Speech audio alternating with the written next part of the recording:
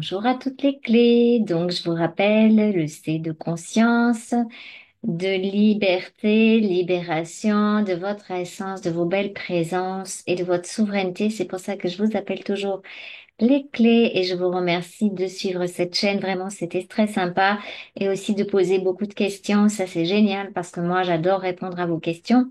Je me fais un grand plaisir. D'ailleurs, à ce propos, d'ici quelque temps, on va mettre peut-être, vous savez, qu'on peut faire sur YouTube un direct. Donc ça, j'aimerais vraiment mettre ça en place pour cette année.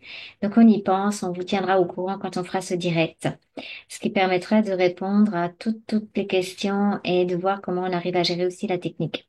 Donc là, je vais en profiter pour, avec ce joli paysage, ça vous fera du bien, ça m'a fait du bien. Je me suis dit, tiens, je vais vous mettre la mer.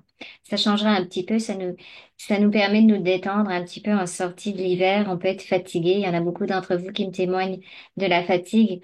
C'est jamais la période la plus facile, le mois de février, hein. C'est toujours une période un peu délicate où on commence à en avoir marre du froid, on a envie que ça soit le printemps, puis ça, c'est pas encore là. On peut avoir des fois un peu des petites carences en vitamine D parce qu'on a manqué de soleil, etc. C'est encore le moment de prendre vraiment soin de soi à l'intérieur. C'est encore une période où on est un petit peu dans le lâcher prise aussi par rapport aux circonstances. Donc ça, c'est une période de lâcher prise.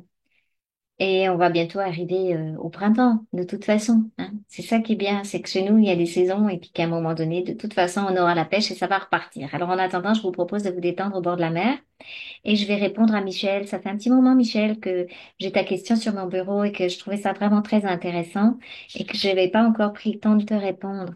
Alors je vais tâcher de la lire parce que toi aussi, tu as vécu des choses un petit peu compliquées et un peu difficiles. Alors tu me dis, j'ai pensé depuis tout à l'heure que je ne sais plus comment reconnaître une situation que j'ai pu créer et une situation générée par l'esprit. Alors ça, c'est intéressant parce que, en réalité, si tu veux, quelque part, c'est de la création et de la co-création. Et on va dire que quand on est sur le chemin de la souveraineté comme toi, c'est tout à fait normal de se poser la question, est-ce que je suppose que quand tu me dis que j'ai pu créer, tu parles de ta personnalité, donc de nos mémoires, de qu'est-ce que notre personnalité, donc ce qu'on va appeler des fois le petit moi, hein, voilà, pour pas être péjoratif par rapport à notre intelligence de l'esprit. Est-ce que c'est mon petit moi qui a créé la situation? C'est ça, peut-être que tu te posais comme question. Donc ma personnalité. Ou est-ce que c'est mon esprit dans le but de te faire mettre en vibration pour voir ce qui reste? Mais en réalité, ça revient un petit peu au même parce qu'on est un tout. Et puis nous, on sépare toujours les petits morceaux, hein. On se cale en morceaux. Donc, c'est toujours quelque part derrière tout ça, l'esprit qui entraîne la créativité d'une situation en relation avec notre personnalité. C'est pas séparé. C'est-à-dire que ce qui reste dans la personnalité de non-pacification, de non-transparence, ou de croyance, ou de plein de choses, voilà, de mémoire d'âme, tout ça, ça va remonter à la surface. Alors, c'est, l'esprit fait ça, mais aussi, c'est comme si vous voulez, comme il y a un nettoyage qui se fait actuellement quand les énergies descendent, c'est normal que tout ça, ça remonte et qu'on peut se poser la question, mais c'est nous avec nous. Alors, tu sais pas faire la différence, mais en réalité, comment la situation, elle s'est créée pour savoir si c'est vraiment l'esprit, si c'est vraiment une co-création, tout ça, En réalité, c'est toujours quelque part l'esprit, parce que si tu remontes sur les hauts plans, il y a une responsabilité de la lumière, ok? Puis après, il y a une responsabilité astrale, il y a une responsabilité, si tu veux aller par là, de la mémoire d'âme, puis il y a une responsabilité de la personnalité, mais ça dépend sur quel étage on se place. Donc, de toute façon, une situation qui est créée, c'est pas comment elle a été créée, est-ce que c'est cette partie-là, cette partie-là, cette partie-là, c'est qu'est-ce qu'on va faire avec ça. Voilà. Parce que l'esprit, oui, il crée toujours, en réalité, même quand c'est très astralisé et même quand on a une interférence directe, il y a un accord avec les plans de lumière. Parce que cet accord-là va permettre de comprendre qu'à un moment donné, il faut qu'on s'en sorte, qu'on dise stop. Alors, je suppose, tu m'as dit, oui, c'était très compliqué, je fais pas la différence et je vis des jours compliqués. Alors, ce que je peux vous donner comme petit conseil, ne vous cassez pas trop la tête à savoir qui crée la situation. Vous êtes face à une situation, observez, profitez d'observer qu'est-ce qui se passe dans la situation. Est-ce que je ressens? Qu'est-ce que je ressens? Prendre soin de vous, c'est arriver à se dire, ben, je ressens de la peine. Ok, alors, j'ai pas envie de vivre ça, par exemple. Eh ben, je vais prendre la partie de moi qui est peinée. Ça peut être la maman en rapport avec les enfants. Donc, je vais prendre la maman dans les bras et dire, je suis désolée que tu vives ça encore. Peu importe qui te le fait vivre, on s'en fout un peu. Pardonne-moi, je t'aime, merci. Et pardonnez à notre partie en souffrance. Parce que là, ça va vous réunifier. Ça va vous ramener de l'énergie. Et quand on a fait ça, quand on a regardé les sous-personnalités de nous qui sont en souffrance en rapport avec une situation et qu'on a regardé quelles sont les émotions qu'on ressent, c'est possible de exprimer ces émotions pour les sortir ou les mettre au point zéro si c'est de la frustration, de la colère, du désespoir, peu importe, on peut aussi commander de mettre ça, cette énergie fréquentielle au point zéro dans l'unité pour charger notre aimant. Et l'aimant, il est possible de le charger avec de l'énergie positive ou négative, on s'en fout, puisqu'un aimant, il a de toute façon deux polarités. C'est ça qu'on a du mal à se rendre compte en tant qu'humain. En tant qu'humain, on a toujours l'impression qu'on doit charger positif, parce que ben, on est un être qui aimerait bien être au service de la lumière et tout ça, tout ce qu'on se dit en fait. Mais l'aimant, là, le centre de toutes vos possibilités quantiques, ce fameux point zéro, peu importe l'énergie que vous utilisez, vous allez charger et de toute façon, en face d'une énergie négative, il y a une énergie positive. C'est ça un aimant.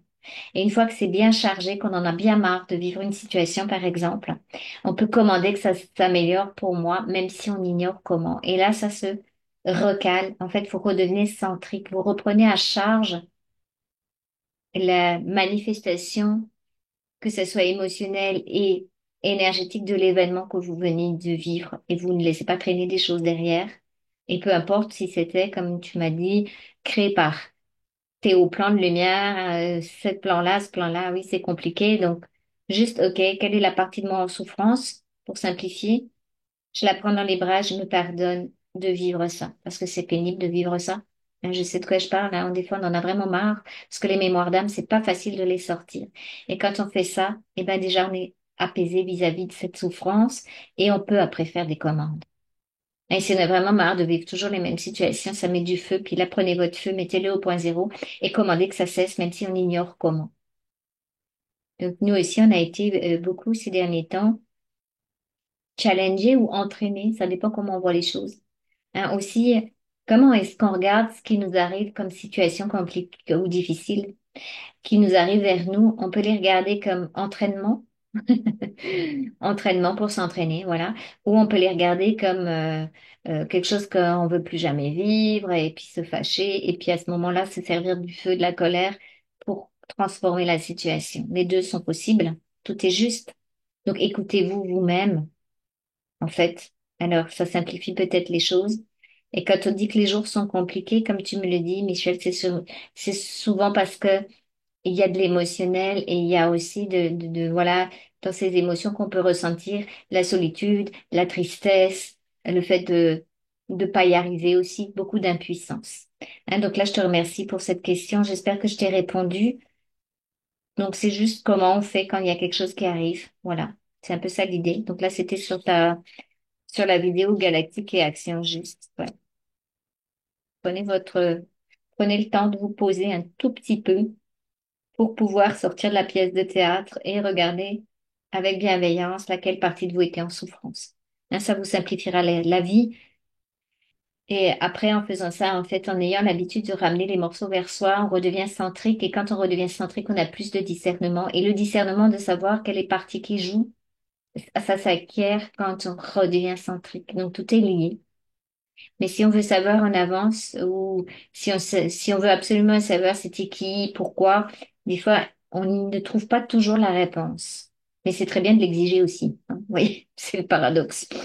Mais si ça vous fait du mal parce que vous avez l'impression de tourner en rond, ben ok, vous pacifiez-vous vous-même, prenez-vous à charge. Quand vous êtes de nouveau dans l'amour de vous, de toutes vos sous-personnalités, vous allez vous sentir mieux et là, vous avez des réponses qui arrivent. C'est un peu ça aussi. Alors, voilà. Donc, puisque je t'ai répondu, Michel, je voulais répondre à flot. Luta, aussi, j'en profite parce que oui, je sais pas pourquoi, mais j'étais choquée. Oui, ça peut arriver des fois que je vous choque. Je fais pas exprès, bien sûr, évidemment. Des fois, je parle. J'ai dû parler. J'ai dit pourquoi tu appelles l'humain le petit humain. Alors moi, déjà, il faut que tu saches que avec ma nature, de ma personnalité, moi, c'est toujours tout est petit. Donc, ça n'a rien à voir avec vous. Hein, quand je prends un goûter, c'est un petit goûter. Quand je prends un café, c'est un petit café. Donc, c'est possible que j'ai dit petit humain.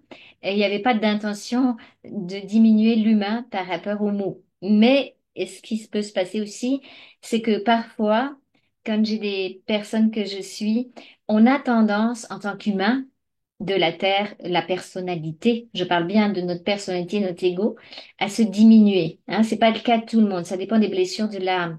Mais avec la blessure d'abandon, ça fait petit humain. Hein, c'est le petit Calimero, si jamais, tu sais, il s'en sort pas. Hein, c'est le mien, par exemple. Tu vois, c'est mon petit humain intérieur, on va dire, j'ai un petit Calimero. Voilà, tu vois, Calimero avec sa petite coquille.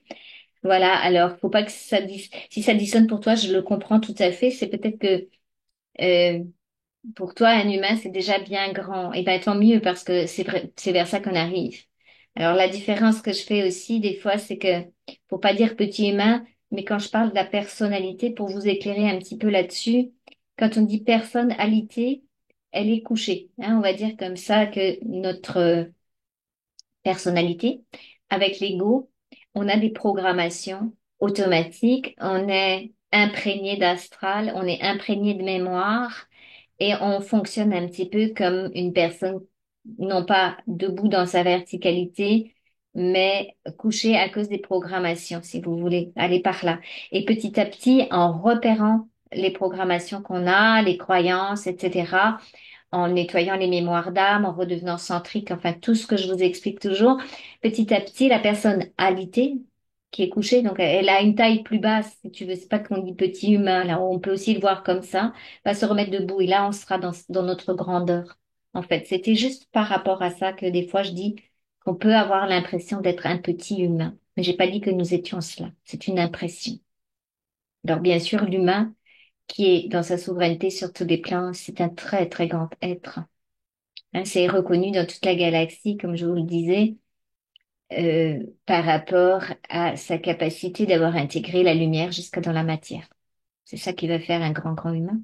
Mais quand je vais dire grand humain, ça va pas être dans le sens, ne le comprenez pas comme, ouais, pour qui il se prend celui-là. Hein, c'est pas au niveau psychologique que je dis ça. Voilà. Donc, en tout cas, merci d'avoir fait la remarque.